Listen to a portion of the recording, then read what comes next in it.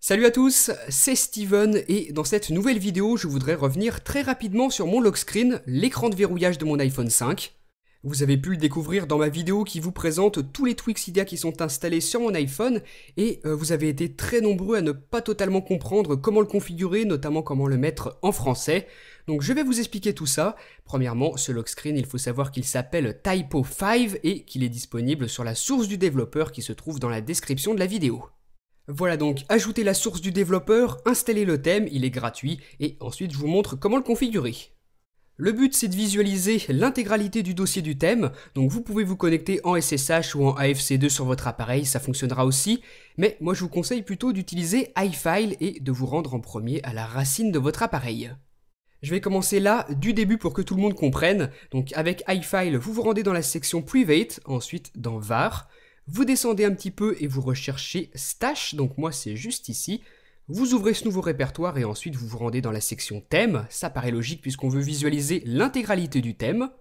Là, vous voyez tous vos thèmes, vous ouvrez celui de Typo 5, donc moi c'est celui-ci, et là vous allez avoir à l'intérieur plusieurs fichiers, donc vous normalement vous en aurez moins que moi parce que moi j'en ai rajouté, j'ai fait quelques petites modifications déjà sur le thème. Vous appuyez sur logbackground.html et vous éditez le fichier avec l'éditeur de texte. Là, vous allez pouvoir voir tout ce qui se trouve dans le fichier HTML qui sert à générer le widget qui sera affiché sur votre lock screen avec l'heure et la date.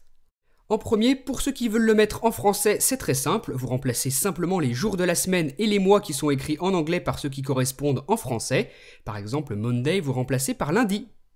Voilà, donc pour la traduction, c'est tout simple, vous traduisez les mots en anglais, vous les remplacez par leur équivalent en français et vous appliquez tout ça. Ensuite, vous pouvez aussi par exemple modifier la police d'écriture. Et enfin, pour ceux qui sont intéressés, pour changer le fond d'écran du thème, ça se passe grâce au fichier qui s'appelle bg.jpg.